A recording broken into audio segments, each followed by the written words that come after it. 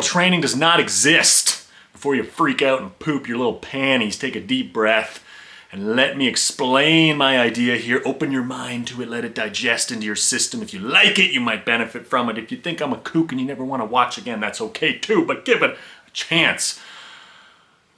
It starts off with this fixation within the human condition of having the best way to do something, knowing that there is a single best way. It makes us feel comfortable, it makes us feel better, and we seek this out pretty much in everything we do in life, particularly in working out in the gym. Everybody wants to know, how many sets of an exercise do I do?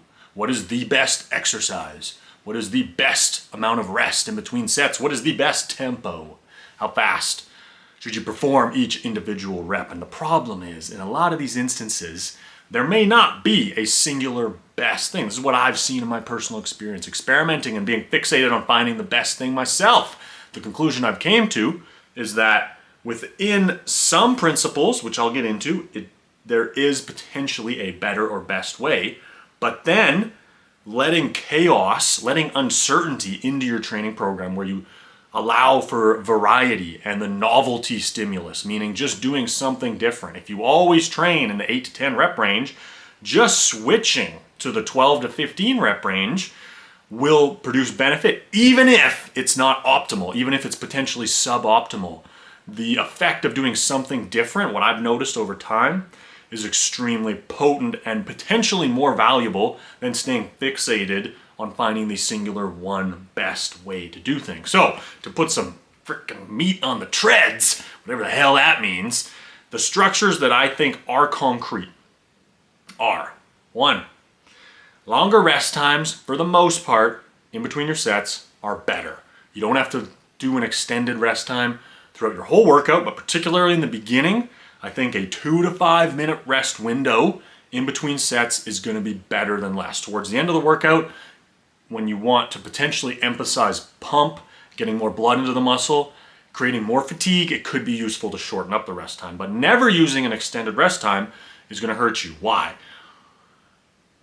Primarily, it appears to me, through my experience, that increasing the workload in any given workout is a significant predictor of muscle growth. What does that mean? The amount of weight times the reps times the sets that you do in a workout. So if you're doing an arm session, you start out with your dumbbell behind the head, extensions.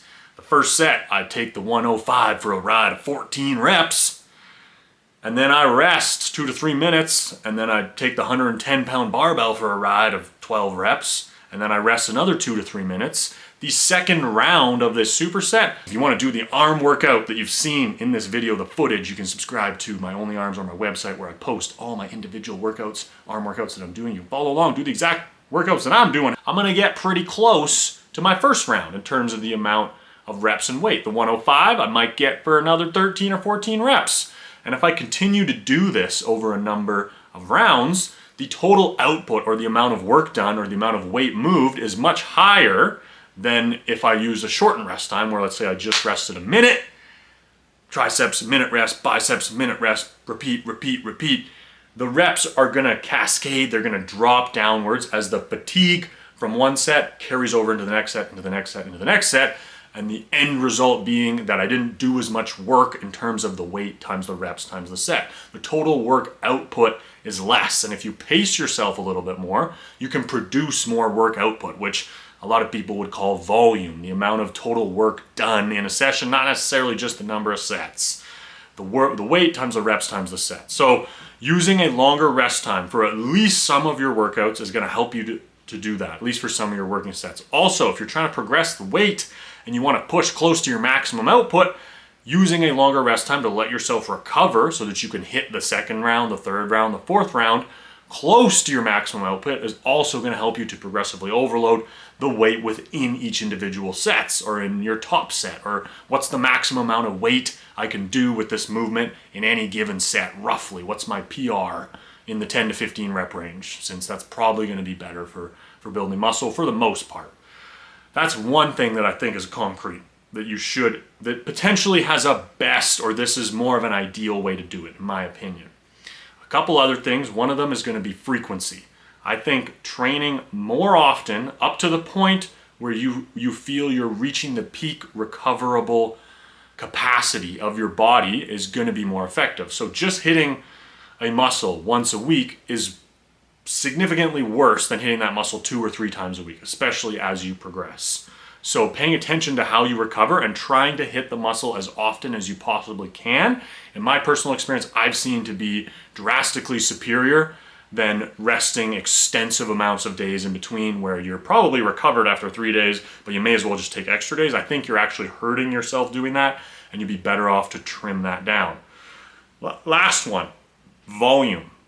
In terms of the number of sets that you're going to do in a workout, 5 to 15 number of sets, that range, roughly I usually end up doing 7, 8, 9, 10 sets, I think is significantly better than doing 1 to 2 sets and doing 20 to 25 sets. And I've experimented with all of those.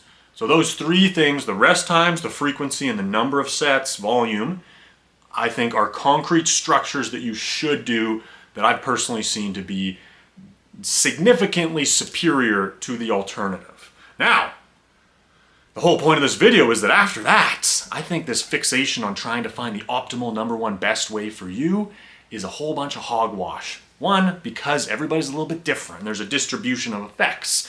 And so what works for one person might work, the magnitude of its effect might be slightly different for you than it is for them. In that maybe I'm a hyper responder to fast explosive tempo.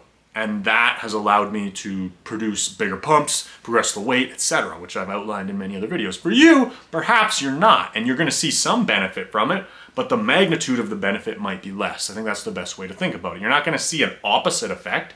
You'll probably still see a positive effect, but the magnitudes might be different depending on who knows what or why, because we're a complex human organism that we don't understand all the mechanisms of necessarily, but science is going to tell you that we do, because science is law and we've figured everything out about the human condition.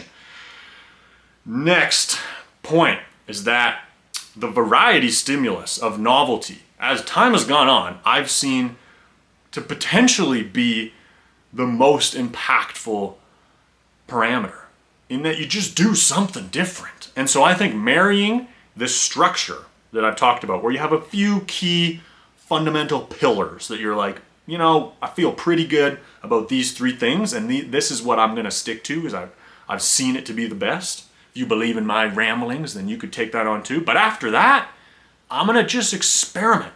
And every workout, I'm going to try to optimize, to use that frickin' buzzword, the novelty stimulus, meaning something new. So everything else I do in terms of my rest times, my tempo, the intensity, how hard I push the set, how many sets I do, what exercises I do, it's just going to be a scattershot, and I'm going to mix it up every single time. That's what I've been doing over the past few months, and I've seen it to be immensely beneficial. And it got me to come to this conclusion that the marrying of structure with variety and chaos actually seems to be the most effective way to go. And the problem is it's not aligned with typical human nature. And we want to have a program, we want to have a structure, and that's why there's so much information and content out there that directs you towards this is the way to do it. And I think you're better off to hold on to a few core pillars that seem to make sense, and then just go, I'm going to experiment and do different shit in every session or every week, continually mixing up the tempo. I'm going to try fast reps, I'm going to try slow reps, I'm going to try a slow negative and then a fast positive. I'm going to try resting 30 seconds. I'm going to try supersetting these 3 exercises, and the next time I'm going to change the order that I do them in. I'm going to try doing some heavy sets, and then I'm going to try doing some really lightweight sets. I'm going to try doing, maybe 20 sets this one workout, and then the next workout I'm going to try just doing a handful, maybe 5 sets. I'm going to continue to vary these parameters. And to give it a little bit more structure, I would say start your workout most of the time with your foundation, where you focus on trying to progress the weight using an extended rest time, doing 3 to 5 rounds of that. If it's arms and you're supersetting, you do your triceps in the 10 to 15 rep range to failure, rest 3 to 5 minutes, do your biceps 10 to 15 reps to failure. That's rest 3 to 5 minutes, that's 1 round. Repeat that 3 to 5 times. That's your structure, that's your foundation. Use a normal tempo or a slightly fast explosive tempo. That's what I've seen to be the best for the progressive overload foundation of your training. After that, just go ballistic and just come up with some random stuff. I'm gonna do 30 reps with fast explosive tempo and 30-second rests, and I'm gonna do 10 rounds of it and just blast myself. The next time you come in, I'm gonna do extremely slow, controlled reps, and I'm gonna rest 1.5 minutes, and I'm gonna do a drop set after each set where I lower the weight a little bit and just take a 15-second rest, and then I'm gonna rest a minute, 1.5 minutes, like I said, and I'm gonna repeat that just 5 times. I'm gonna see what happens. And at the core of this, you're forcing yourself to resist against this tendency to need the exact perfect answer. And it's gonna feel uncomfortable, and you're gonna feel like, oh, I don't know if I'm doing this right. And you're gonna wanna come back to freaking YouTube and look up another Jeff Nippert or Mike Israetel video that's gonna tell you exactly the #1 best way and why doing it that way is wrong. And what I'm saying is that at a point, there's more benefit in just doing variety. That's what I've seen. And you're actually gonna miss out or train suboptimally by continuously fixating on there being one exact way to do it. And I think it's potentially a bit of a arrogant position to be able to propose that there's one exact optimal way for everyone to train. And that's what a lot of this content, a lot of this programming states, is that this is the program, this is the way, everybody subscribe to this is how you train. And it's the best way to do it. I think your foundation of consistency, of always going to the gym, of pushing your sets really hard, and then progressing your training some way, that's your foundation. In terms of the smaller details, training, what did I say? Higher frequency is better, more volume is better, potentially within that range. Or in the 5 to 15 sets per workout roughly. And then, what the frig was the last thing? Rest times.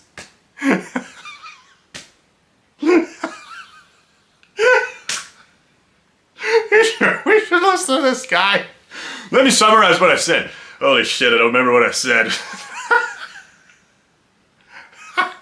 I mean, at the end of the day, you can listen or you can not. I'm just a guy. Sometimes I forget what I'm talking about. Oh, I swear I know what I'm saying. Rest times. Being a little bit longer, utilizing a longer rest time, trying to up your training frequency to that upper bound where you can still recover, but you're training as often as possible. Scaling up your volume so that you're in the 5 to 15 sets per workout range, probably somewhere around 10. Those 3 core things I think you should stick to, and then show up to all your workouts, push yourself to the absolute maximum, and then make your training more difficult by either upping the weight or changing things or scaling up the volume or training more often, progressing in some way, shape, or form, developing your approach, your technique, your mind-muscle connection. Don't just do the exact same thing over and over. And then throw in that novelty stimulus, that variety, and then it's more fun. You're not so married to this idea that there's one best way to do it. And you're just like, I got a few things I stick to that I think work, and then after that I'm just trying shit. I'm just having a good time. As long as you push the sets hard and you always go, it's gonna be better. That's what I've seen. And that you're optimizing the value of variety, which the whole point of what I'm trying to say, take anything from this video, you think I'm a wacko, can't even remember what his goddamn argument is. I was like, maybe I'll edit this out. Nah, I'm really gonna leave it in. I should probably trim that out so that I look professional. I look like I know what I'm saying. Nah, man, leave it in there, dude. You can judge. You can digest it the way that you want to. This is uncut and raw. But yeah, what I've seen over time, over many, many years of obsessing and analyzing and freaking thinking about this stuff and trying different shit, what I've seen in my personal experience is that it seems like there's an overemphasis or overstating the value in a single best program or a single optimal best way to do it. And I think really it's just the tendency within the human condition to seek that in anything that you do. And it's more uncomfortable to accept that there's variety, chaos, and uncertainty, and to embrace that. And I think that's actually more aligned with the natural existence of the human body. And our minds want to kind of make it more mechanical, as if there's a procedure and there's a single best way.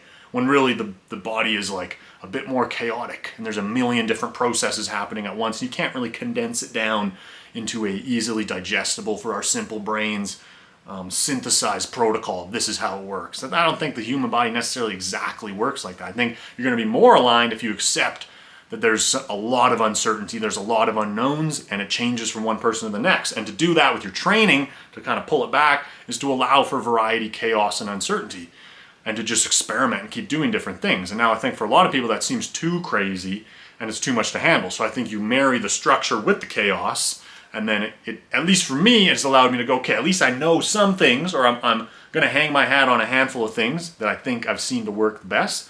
But then I'm gonna do that 50%, and then the other 50%, I'm just gonna say, I don't know, I'm just gonna try shit. And the last benefit that you'll see is it allows you to continue to experiment so you can stumble into new things that allow you to continue to develop and make gains. And I'm, 14 years in training. I've been, got injured for a little bit, but I'm back. And the past year, 2 years, I've seen substantial progress. And most people will say, oh, you can't do that as an advanced lifter, or once this prediction of the first year you gain 5 pounds of muscle, the next year you gain 4, and then you gain 3, and then 2, and then 10 years in, you're probably only gaining half a pound a year. Says who? I mean, what does that depend on? It depends on if you're just adhering to this typical structure and continuing to do the same thing over and over again that got you results in the beginning. Sure, maybe that's the way it's going to go. But this is what I'm saying, is if you're willing to experiment and do different things, what I've seen is trying stuff that people will say, that's wacky, that's not going to work, why would you even do that? For example, I did arms 16 days in a row last month, and you can watch the video and see what my conclusions were. And somebody commented, why would you even think this would work in the first place? Why would you even try this? This isn't worth it. Yes, maybe in this case, my conclusion was, I'm not going to continue to do this. I don't think this is the best way for me to continue to produce muscle. But I've done so many other wacky things that people would say the exact same thing and go, why would you even think to try this? Because it's not within the narrow bandwidth, the narrow highway of what's accepted knowledge of what you should do, what you should adhere to, what's supposed to work, given that we're under this assumption that there's one single best way to do things. And that's going to limit you in the end. If you go off the rails, if you go off-roading, you're going to potentially stumble into some other things that work better. You got to do some stuff that doesn't work better because you're just sort of firing away, you're trying different stuff. But again, if you show up all the time, you push really hard, and you progress in some way, you're not going to go backwards. But occasionally you might do something that's not as good as something else, and you got to be willing to take that risk and say, I'm just going to try some different stuff with my training. Some of it's going to be a little bit BS and not work that great, but then I'm going to find some stuff that does. Like, for example, faster explosive tempo for progressing the weight. Nobody told me to do that. I didn't see anybody promoting that. I'm sure the information's out there, but it wasn't like a popular idea. I just tried it and I was like, holy shit, the numbers are going up. And then a year later, trying fast explosive tempo with really high reps led to the most insane pump I've ever got. And somebody would say, I made a post about that, people like junk volume, it's not how you do it, all this stuff. I'm like, try it, man. I don't know. I would have potentially thought the same thing until I tried it. And then you see that there's potentially some value in it, and you go, okay, cool, I'm going to continue to experiment because I'm pushing the boundaries and finding ways to continue to progress. I hope that that helps you to make some more gains. Have a great day. Go make some gains. Peace.